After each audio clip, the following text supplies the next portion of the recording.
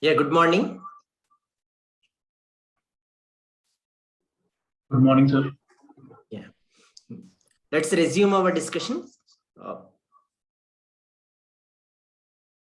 I'm sharing the slides.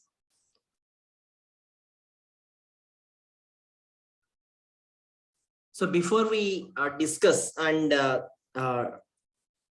enter into the other topics, what did we discuss in the last class? Can one of you quickly brief?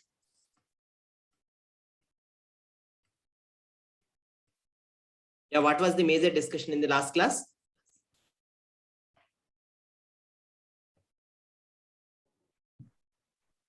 Sir, we started with segmentation networks. Then we discussed about multi-resolution analysis in segmentation network. Then evolution of object detection networks architectures. Okay, very good. So let's resume the discussion. So what we have discussed in the last class is on segmentation networks, and then we discussed some elements of detection, object detection. So in object detection, what did we discuss? What are the main things that we have to have in object detection? Yeah, Hari, please tell.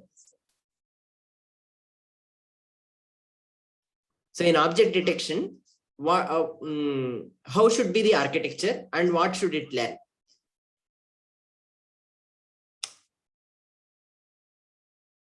Yeah, Hari, you're answering?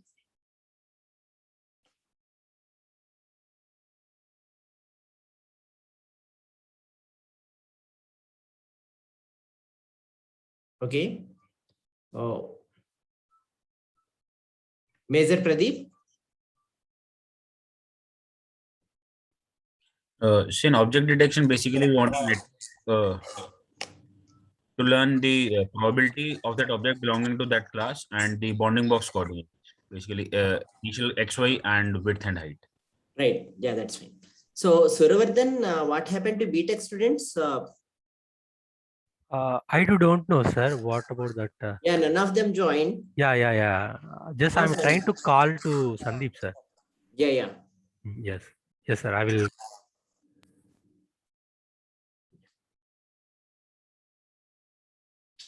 So let's continue our discussion. Today, what's the timetable? Today's timetable only, right? Today timetable only, sir. Okay, fine. By Monday we have that Friday timetable, sir. Okay. Oh, is it? But this Friday is holiday. Yeah, fine. Okay. This Friday is holiday. Okay. Fine. Let's resume our discussion on object detection. So in object detection, as we discussed, we have to perform both regression and classification. We need to classify the object and we also localize the object, where the object is and what the object is. And there may be multiple objects. So you can't try to learn each object separately as say, first identify the number of objects and then try to regress at those locations and so on. So what essentially we need to do is we need to identify all the regions where the objects are there. That is effectively done through selective search, which is essentially a searching for a region of object in the whole image. So the difference between object detection methods and few other methods, which doesn't detect but track an object and so on, is that object detection methods look for the object in the whole image. And that can be done through some kind of selective search or looking at different scales and at different resolutions, different patches, and in the essentially different regions in the image, and to see whether there is an possibility of being an object in that region or not.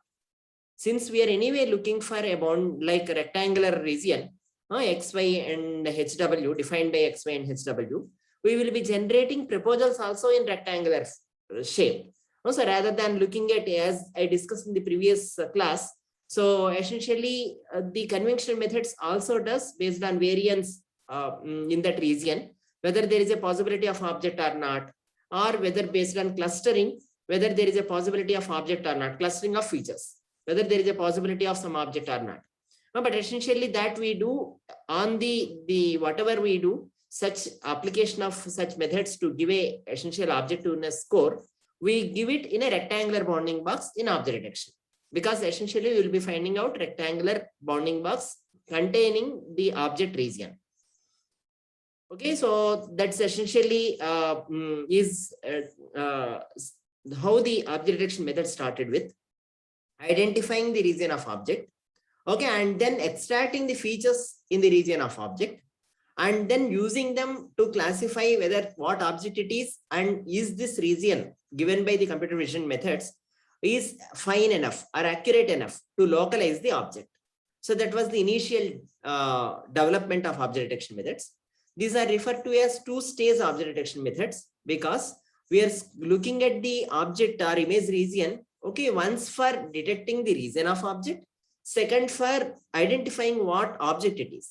Okay, so we are scanning the same thing in 2 times, one for object detection mainly, and using that information, we are trying to get the what object it is and finally localize it. Okay, so these are referred to as two-stage detectors. There are one-stage detectors as well, developed subsequently for object detection. Those try to, without specifically defining region proposals, they will try to directly give, okay, the possibility of object bounding box and their classification, like the confidence in classification. So probability of classification and as well as the bounding box, XYHW. So those such methods which directly takes the features and then try to give the bounding box and confidence of the class label in that bounding box are referred to as one-stage detectors. So usually one-stage detectors are faster because they don't have the separately learning of object proposals or regions and then trying to tell which object it is. And whereas the accuracy wise, usually so two-stage detectors are reasonably accurate, in fact more accurate. Nowadays even one-stage detectors are reasonably on par accurate or even better accurate than some of the two-stage detectors. So we have discussed the development of the RCNN, region proposal based CNN, to Fast-RCNN and Faster-RCNN. The change in Fast-RCNN is instead of looking for region proposals, the possible object regions in the original image, we will be looking at in this feature space. First extract features and then we use in the feature space to identify the region of objects. So that's what is done in Fast-RCNN. The advantage of it is for each of the bounding box defined by region proposals, you need not extract different features, again and again features. Feature extraction on the whole image is once, okay, and hence reduces a great computational complexity. However, still we apply selective search for finding the region proposals on the feature space, and hence it is also time taking even in testing and training. Okay, so subsequently in Faster-RCNN, there are 2 ideas emerged. One idea is, can we go with complete learning for the region proposals as well without going back to computer vision methods or using the computer vision methods. Second thing is the idea of using anchors. See, what is your idea of anchors is usually, as we discussed in the last class, analyzing the image at different resolutions or different scales is very important to identify the object or to localize the object or to classify the object or to infer the object overall. So that can be done in different ways.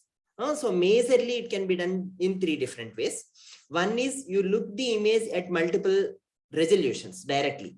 Okay, so to the network itself, you give a original image 512 by 512 image, a subsampled image 256 by 256 image, further subsampled image 128 by 128 image. Then what is happening? Say you reshape all of these to 227 by 227, which is needed as the input for most of the standard networks. Okay, starting from VZZ to ResNet and so on. So what we do is we can give this as, say, for resized image, like downsampled images resized to the image dimension that we need to give to the network, we will give. Okay, even for object detection, we give the same. So usually object detection networks Faster-RCNN, and all these many other object detection networks as well use the classification networks as the backbones, in the sense that say for example, ResNet is known to be trained very well for classification. Even in object detection, we will have several classes. So why don't we leverage the information that is already has been trained for classification task even in object detection? That is usually done. ResNet, for example, is demonstrated or compared with different depths. ResNet 18, 18 layers ResNet residual network, and then 50 layers residual network, and then 152 layers residual network, and so on. So in object detection, the usual practice is not to have two deeper networks for feature extraction, because if we bring in two deeper networks, the reason is the final feature dimensions will be very small, and which we will not be able to identify different objects in it. So usually they use ResNet 15 or ResNet 18 or ResNet 50. Okay. Similarly, they may use a few other architectures like VCC also can be used, and so on. So 15 to or 18 to 50 layer networks is what they usually use for object detection, feature extraction for subsequent object detection. Okay. So for that networks, a standard input dimension is required that can be given at different, like from this resizing to that size, or from this resizing to that size, and so on. As you know, so from this resizing to that size and from this resizing to that size will be different. Okay, so in that scale, in that way, we take care of different resolutions into account. Also, this is one way. Second way is they perform the feature extraction through filters of different sizes, say 3x3, 5x5, 7x7. So the input information is same, but this is looked at different scales. So this is one other way of giving the information. So one thing to notice here is actually, even though the networks takes different sizes of inputs, since some of the networks are in fact like the layers up to the design proposal layer, all will be fully convolutional. So you can give, say, different size inputs as well. Even though like the networks are trained with 227x227, you may be able to give 512x512 as well for the input. The reason being the kernel size is same. So because of the kernel, the feature dimension only will vary. And from then on, you can standardize. And that's the other way of doing. So because you are applying only fully convolutional operations or convolutional operations and subsampling, which doesn't depend upon the one-dimensional or the dimensions. Essentially, the kernels which are length can be used for different dimensions. And that's what is done here. So here you are scanning the image at different features, filter sizes. Here what we are doing is we perform with same size and then extract features. After extracting finally region proposed or the possible region for object, we compare that with different resizing. Okay, these features are resized to like say with different aspect ratios and different scales. And even the original target image is also resized to these levels and then compared. So that what happens irrespective of how much scale it appears in the image, okay, versus how much is actually is there, we are trying to bring into the standard size and compare. Okay, so these are few different ways in which we tackle the different resolution based detection of objects. Of course, small object detection is one of the very active area, and there are several frameworks, including some of the generative adversarial network based frameworks. So here you can see that so in Faster-RCNN, we learn up to say the feature extraction through holistic feature extraction for all the whole image, and then trying to do regression as well as classification. Yeah, classification and regression. Okay, so linear neuron will give the absolute like direct values. So through that you will do regression. Okay. So, and then the, as we discussed in the last class, this Faster-RCNN is known to be very good model or the state of the art model for object detection, especially in RCNN sequence. So recently, there is a context RCNN and few other variations of this RCNN, which are also reasonably well demonstrated. So you can see here, as we discussed, here it's a two-stage detector. Here we are trying to find out the bounding box, find like coarse dimensions of the bounding box, X, Y, Z, W, and as well as classification. Of there is an object or not an object. In such cases, so the cost function or the loss function will compose these terms. Right. In addition to these terms, we should also have the terms that are necessary to finally localize the object and as well as to classify which object it is. So the total of the loss function is like encompasses classification for regression. This is the same for both. So this is applied at this stage, and similarly we have another loss function at this stage. So only at both stages, what differs is the classes, number of classes. Say here the number of classes are only 2. Here number of classes are as many objects we consider for classification, 2 different classes. And here what we do is regression is performed only wherever there is a possibility of object. That means, see, if the probability of object itself is 0, okay, then there is no need to do regression, right? So when there is a high possibility of object or the possibility of object is there, especially this P star is from the ground truth. Okay, so if there is a possibility of object, and there we do the regression. So few very important aspects to understand the architectures or the CN like convolution neural networks methods is, one is on the architectural details. Okay, from the architecture, we need to understand what essentially is like what feature extraction, classification, or regression, etc. are done. Okay, so the second thing is to understand the loss function, how it is constructed, and based on it, how the backpropagation happens. And third thing is on how the input and output are taken. So these are few very important elements of like neural networks or convolutional networks. The other aspects which we are assuming by default is the backpropagation procedures, okay, and the data, overall data that we consider. So if you have any questions on the discussion so far, I suggest you to ask.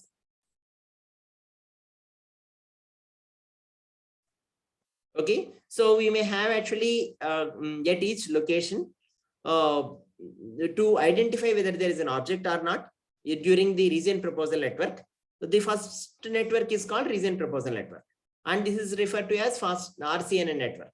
Okay, and in the region proposal networks, what essentially we are doing is over the feature space we will be sliding a window, and each sliding window we take in terms of all these aspect ratios, scale them to these aspect ratios of anchors. So we, for each anchor, we are giving a classification score of being positive class, like object being there, object not being there. So in this resize to this scale, is there an object or not? This resize to this scale, is there an object or not? The reason for resizing is, say if I consider my bounding box like this, okay, and then if I resize to this, I may get an object, okay, like that. So we want to see in different resized or scales or aspect ratios to get the object information better or to get the classification scores easily. So 2K scores in classification are there because K anchors, okay, and then 2 classes, and 4K coordinates are regressed because K anchors, and 4 is because of what? One of you can answer. Why is 4 here? Yeah, a quick answer is welcome. 4 coordinates, sir. 4 coordinates. What is the 4 coordinates? X, Y, W, H. Yeah, X, Y, W, H. 2 coordinates and height and width of the object. Okay, so this is how the backpropagation happens for what network? Region proposal network. Okay, the first stage backpropagation is like this, right? Once the region proposal network is trained like this, then what we do, we have different region proposals. Each region proposal may not be of same size. So what we do is there is a region of interest pooling layer. What we do there is we resize all region of interest or region proposals to the same size. Okay, and then we subsequently give to a small feature extraction stage and then classification and regression again. This classification is for what? This is for identifying which object it is. And this regression is finally localizing that object. Okay, so that's what is essentially done here. This you can see that this is a kind of like the final block for training. So these, as I mentioned before, I have taken the slides from Professor Fifili team to discuss this in better details. So in summary, how the training is done in Faster-RCNN is we take the anchors also have different sizes and aspect ratios at each of the possible like the region in feature space. We resize to these anchor sizes and see whether the like the classification and the regression are like matching with the ground truths, and backpropagate through the loss, Faster-RCNN loss, as we discussed before. And training for region proposal network is first done, the region proposal network which we discussed now. And after that, the training for Faster-RCNN block is done. Okay, so the first is this training. Okay, next is this training. Okay, that's how it is done. And then fine tune the region proposal layers with the backpropagated results from the Faster-RCNN block. Okay, and then fine tune the overall network. So this is first block, second block. Okay, with the second block, whatever you have, okay, fine tune the first block, then overall training one more time with the data, fine tuning with the overall data. This is how it is done. So, and usually we, to neglect the border effects, etc., we don't consider. We consider usually all inclusive windows for identifying the objects. Okay, so any questions so far? This is regarding Faster-RCNN, Faster-RCNN, and RCNN.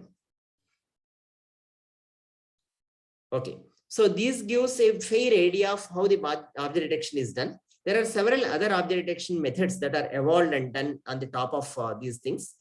So one of the method which is very famous for not just for object detection, but also for segmentation, instant segmentation in the same framework of object detection is Mask-RCNN.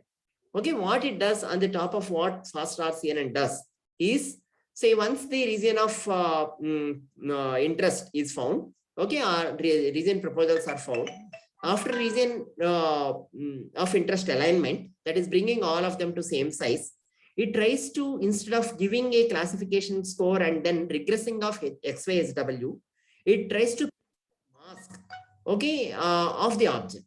That is, it tries to give exactly where the object is. This mask can be, say, it's like if you have actually 14 cross 14 is the dimension. In each 14 cross 14 dimension, the possibility of object and not possibility of object will also be given. So that what happens, the object exact localization or segmentation is done. So that effectively gives not just the bounding box, but also within the bounding box where exactly the object is there. This is also trained based on the segmentation results we have. For instance, for training this, we have the object detection results, of course, and then the segmentation results as well. So one of the very well-known data set, which is benchmark and used for developing the object detection methods, is COCO data set.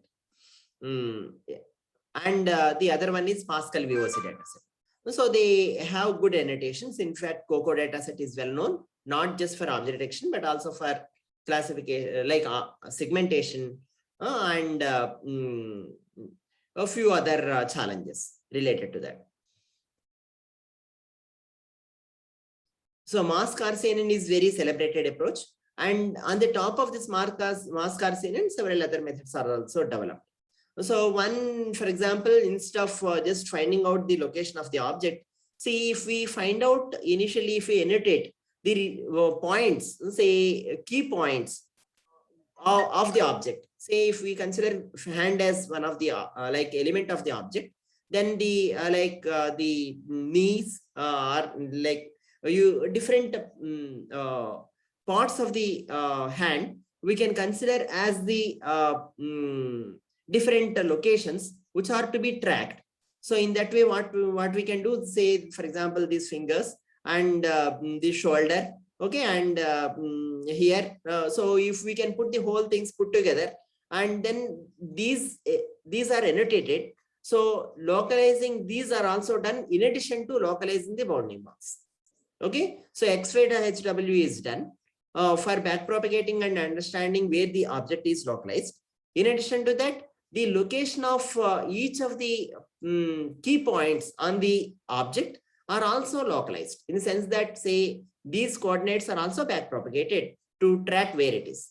So if we train the network like that, not just we can find out the object, localization of the object, also segment the object and also track the pose of the object, in the sense that, see, if all these key points are localized, okay, you can tell exactly, say, how the object is. Is it folded hand or whatever? So it's stretched, or is he jumping, etc. So this is also used for pose tracking, pose estimation.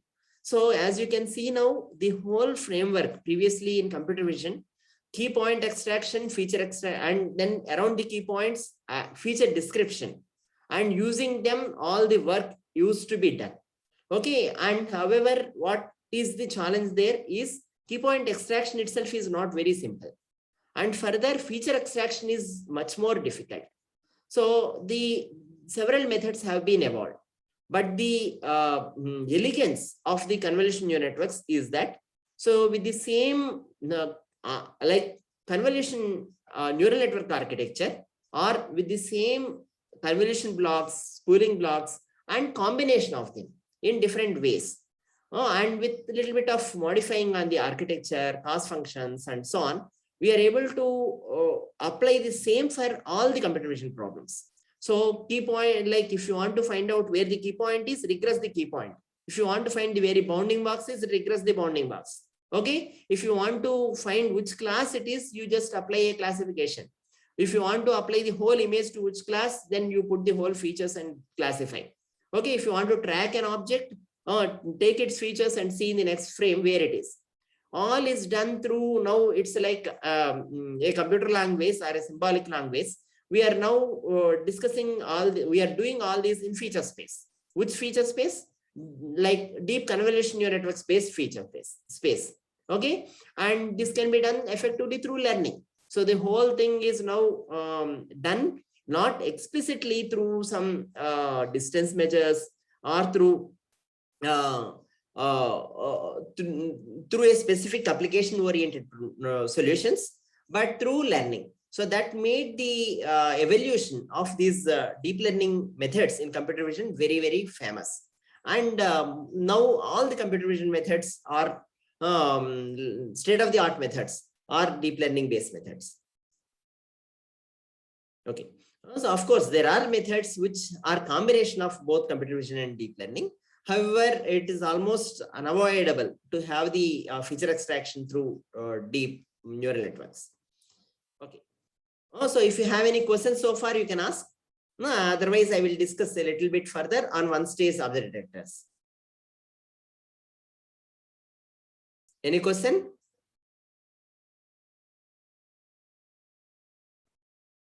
Okay, fine. So let me move on to the discussion on one-stage object detectors. As I discussed, there are two broad category of object detection methods. One is one-stage object detector, like two-stage object detectors, which we discussed so far, and then one-stage object detectors. So one-stage object detectors are essentially extract the features till the last stage, and the search for the object bounding box and classification is done in the last layer, the last few layers. So that's like they bypass in some sense the object non-object classification that's usually done in region proposal networks. They try to give finally, say what they do is they, once the feature map is created, they divide the feature map into a grid. At each grid, we search over different aspect ratios and anchors. Okay, so we check with, say, for here, if we are considering 3 different aspect ratios to check whether the object is there here or not. For each of the grid point, we try to see what is the confidence of being object there, what class of object may be possible there. Okay, and then what are the XYHW of the object. We regress on the whole things, say dx, dy, or xy and hw, and then the confidence of a specific class. Okay, so you have actually total, if you have 7 x 7 grids, so you have actually 5 different things you are regressing, and then the classification, whichever classification of the object you are considering. So these are all the being predicted here at each of the grid points. So this is in some sense done in a single stretch. So these are much faster, usually faster than them. And these can also be made more compact architectures like single stage detector and so on, which can be used in like real-time platforms, mobile platforms, and so on. So the object detectors evolution, if you see, from the conventional methods to deep learning. So till 2012, the object detectors could perform with a mean average precision of only 40%. So how we quantify the accuracy of this object detection is through mean average precision. That means how close the object bounding box to the original bounding box. See, if it is a intersection over union of the object bounding box and the predicted bounding box is greater than a threshold, we declare it as a positive detection. That means we are able to detect. If it is less than a threshold, we say that it is not it's a false detection or it's not detected. So if we count all the true positive detections, okay, and then estimate true positive by true positive plus false positives, okay, that means instead of detecting the object being here, okay, I may detect object being here. Okay, it may be different object. So I may detect a cat here. Okay, so that's a false positive. Also, if we calculate the object detections, total object detections, and then among that the true positive detections, the that refers to as precision.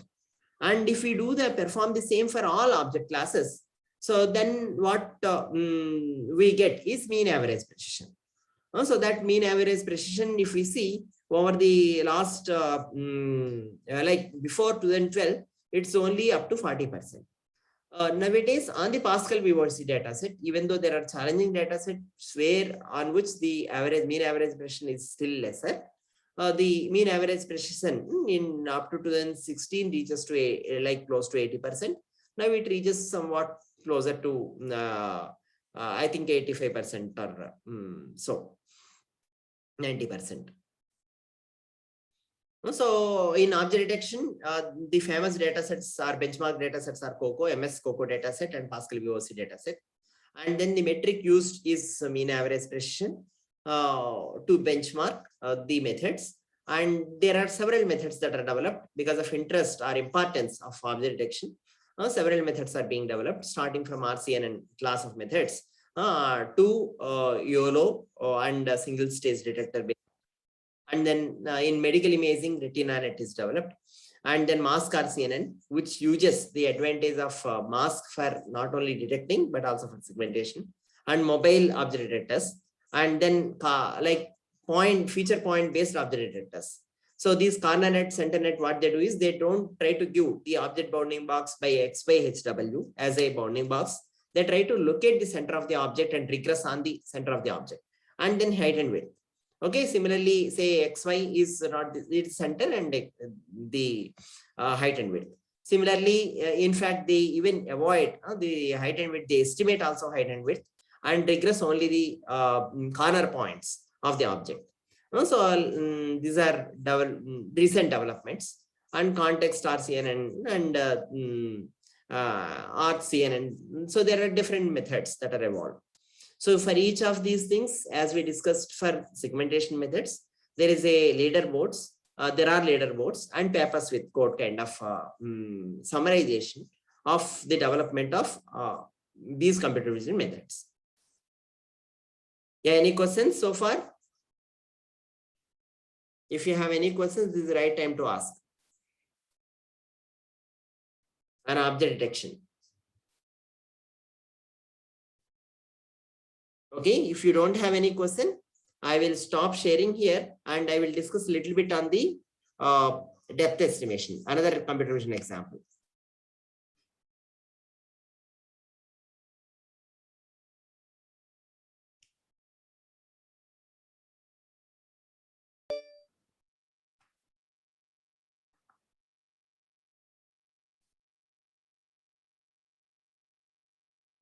Okay. Another very important and challenging problem in computer vision is 3D reconstruction. In fact, computer vision is known to solve three problems, 3 R's of computer vision people call. Okay, that are recognition. Recognition involves classification. Okay, and then detection to some extent, and so on. And then second one is reorganization.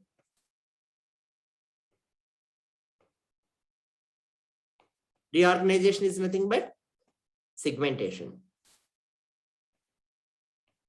Okay, and the third one is important problem of computer vision is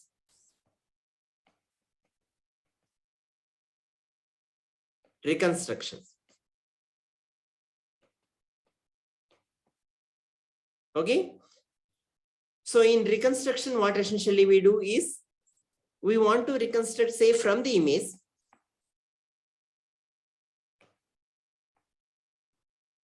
We want to reconstruct the object shape.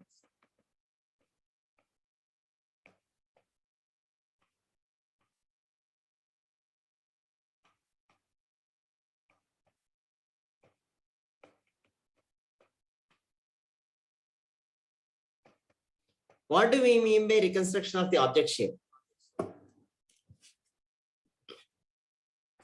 Image is what dimension? Say let it be 100 × 100.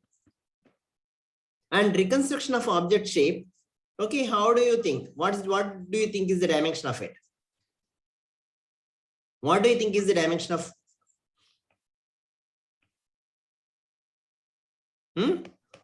Reconstruct 3D reconstruction of the object. The name itself is indicating 3 dimensions. 3 dimensions, sir. Yeah, it's 3-dimensional. So it's essentially what we want to do is in this 100 × 100. Okay. We want to give the height of the object. Okay, if this is x comma y, intensity, maybe intensity is a function. If you see it is intensity x comma y, here height is x comma y. So even intensity we see as a, say, image, which is a taken in 2 dimensions. But essentially this height represents the variation or the depth of the object from the reference. So it is 3-dimension we consider. Okay. And this 3D reconstruction is a very challenging problem. The reason being, see, once there is a lot of loss of information from 3 dimensions to 2 dimensions. So if we take, for example, say 2 pens, okay, exactly looking of same nature, okay, and placing 1 pen here and 1 pen here, okay, it's not easy to tell what is the distance of this pen with respect to this, say, these pens may be of different size, okay, and hence they may look exactly of same size in the original image, even if they are at different sizes, different distances. Or pen may be of same size, looking at different distances and then looking at different scales. So it's an ill-posed problem. It is referred to as ill-posed problem. That means you don't have a single solution. Given that if you give an image and if you want to do something, it's not very like you can't get a unique solution and say that this is the reconstruction. There should be some constraints in such case, or some assumptions and guidelines to help us to reconstruct the 3D shape of the object. So before we get into the deep learning based 3D reconstruction methods, so can a few of you tell, how do we perceive depth? How does human perceive depth?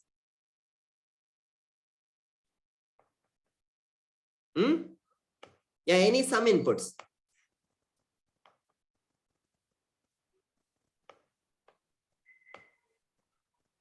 Because we have two eyes with a stereo, two images. What is that? Because there is a disparity between the two eyes, we get two images through which the brain fuses and we perceive the depth. Okay, so one clue is we have two eyes.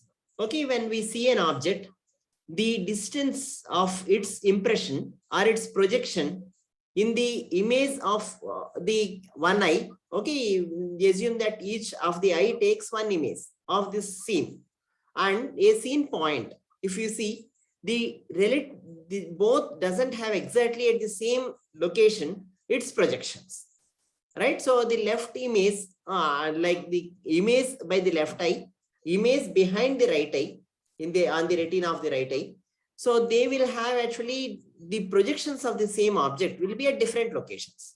That is, if you consider the same, say if you consider this pen, for example, okay, its projection may be here, okay, at say 20, 20. Here its projection may be at say 20, 23. Okay, so if you see here, even though we are looking at the same object by two eyes, because there is a distance difference with respect to the I1 and I2, okay, and that will enable, that will bring, or if you see there is a, say through two cameras, okay, same object, what happens? Its projection lies here, its projection lies here. Okay, so if you consider there is a somewhere the image is found behind the eye. Okay, eye can be here or whatever. Okay, if you assume that here is the projection of it and here is the projection of it, so they may not be at exactly same locations. There will be some relative distance, okay, based on the distance the object is from the eyes. Okay, if the object is very closer, this relative distance will be more. Okay, so if the object is here, okay, then the relative distance, if you see, okay, will be more. You see here in this image, here is the projection and here is the projection. Okay, which is actually this is which is on the top. Say if this may be 10, 50, and this projection is essentially, if you see in this scale, okay, 100, 50. Okay, so I am just put like this. But usually we put the cameras like this, so I have to give the projections of the object, which is here. So if the object is here and its projections are at different locations. Okay, so if the object is far and near, the projections will differ. That's what I'm trying to convey. And that difference is referred to as disparity. Disparity is difference in projections. Scene point on what? Difference in projection of scene point on in left and right images. This disparity will give us a clue, okay, on the depth. Depth is proportional to disparity or inversely proportional to disparity? Okay, depth is inversely proportional to disparity. If it is closer, the relative projections differ more. Okay, if it is farther, the projections will be at same point. Hope this is clear. So this is one clue. So perception of depth can be done effectively through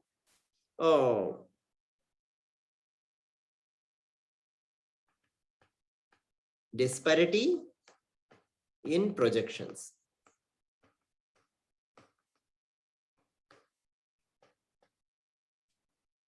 Scene point in left and right. Okay, so this is one clue. So any other clues with which we perceive depth? Any other thoughts or ideas and how we perceive depth, how humans perceive depth?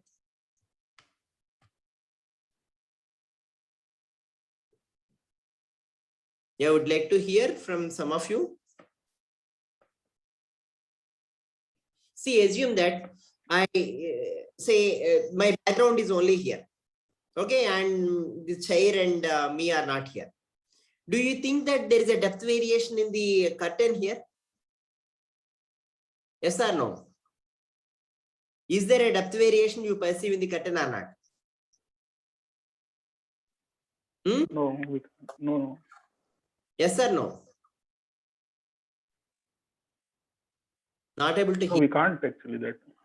You can't perceive. So I am able to perceive here. See, you see here, there is a depth variation I am looking at. I don't know whether you are able to see or not. Okay. So on the right side, you see that there is a depth variation. That's how are we perceiving it? Say, assume that there is a floor which is very tiled floor. Okay. If we see it's all uniformly tiled. So how do we perceive the depth variation there? Even image of it is given to us. Okay, not humans.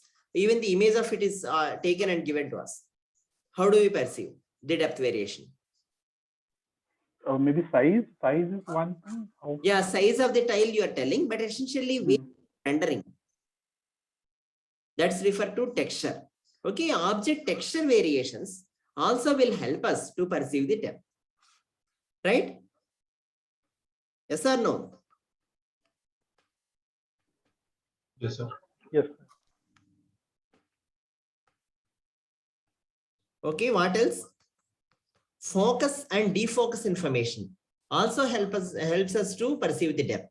You see that the focus, if it is different, okay, from that we can perceive the depth.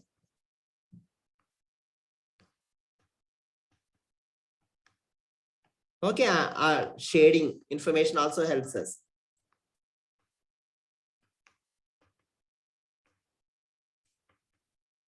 From images itself, if you have different shading, you can see that there is a depth variation there.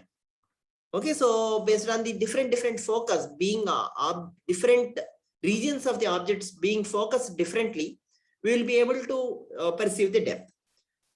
Also, there are different cues or the clues for identifying the depth.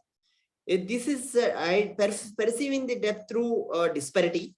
When we have left and right cameras, is referred to like binocular depth perception. Okay, the methods which rely on this are binocular methods. Whereas the other cues are monocular cues, because this needs only one image. Okay, the rest of the say either with texture or with focus or defocus, all these things require blur. All these things require only one image to perceive the depth information.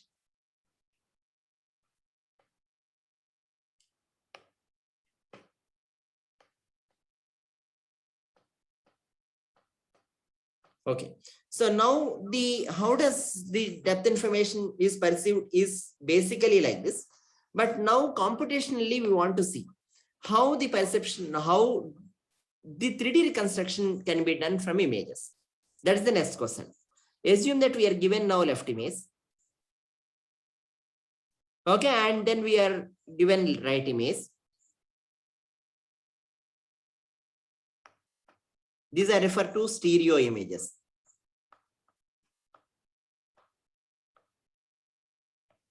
Okay, we are given this left image and right image. Okay, I'm just for ease of understanding, I am putting some object. Okay, I assume that I am putting triangular object.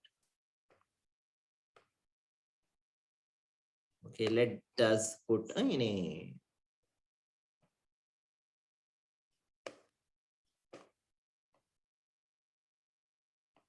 Okay. So I assume that this is say some 20 comma 20, and this is say 20 comma 30 or 25. Okay, and then and so on. So like that coordinates are also there. So now what we want to do is from this, how do we perceive the depth is important. How far, okay, this triangular object is from the camera plane, okay, wherever you are taking the images. That's the question. So any idea on this? As I said, disparate depth is inversely proportional to disparity. Through little bit of geometry, we can also derive that depth is equal to RH if we consider object depth as height of object.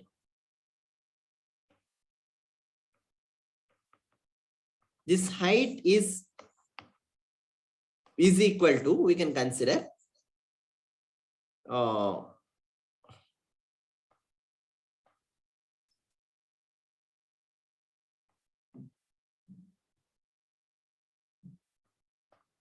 I will check and confirm on this. So it's proportional to the baseline. Okay, bigger the baseline height, you can and then inversely proportional to the focal length. So I will check on this, but essentially you can consider it as a constant times 1 by d.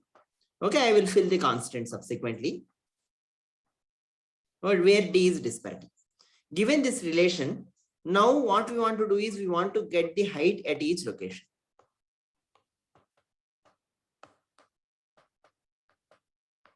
Okay, so now how should be the processing based method? Any one clue? What should we do?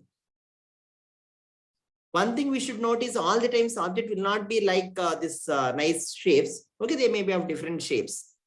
Okay, and we should remember. So now the question is, how do we now establish for each point, which is the exactly corresponding point in the other image, so that we can calculate the relative disparity or the change in relative projections of that scene point. That's what is being done in computer vision to estimate the disparity map, first from the images, left and right images, and then proportionately or inversely proportionately calculate the height and depth. So this is the left image. This is the right image.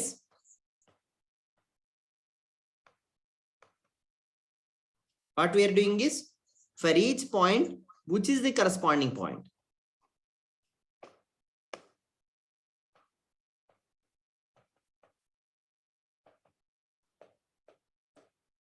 For this point, this is the corresponding point. Okay, and for say let me put so in 1 1.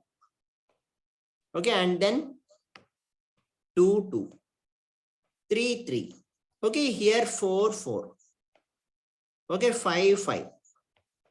Right, 6 6. So for each point, I will find out what is the corresponding point, and hence what do I get with this? The difference in the position of left point, okay, with respect to the right point, will give me disparity. D1 to D6, I may estimate. Okay, at different locations. This will help me to calculate H1 to H6 at that points. And this we have to do at all points.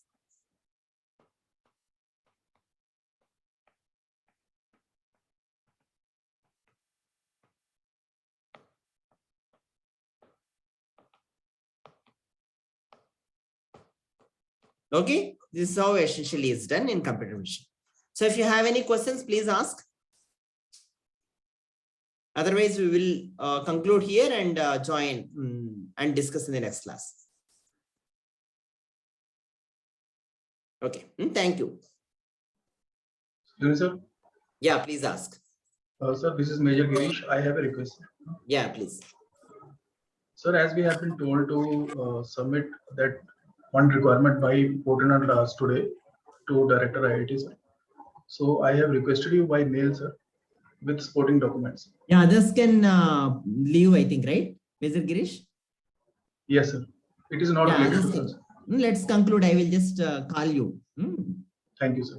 Jai Yeah, Hind. thanks. Bye.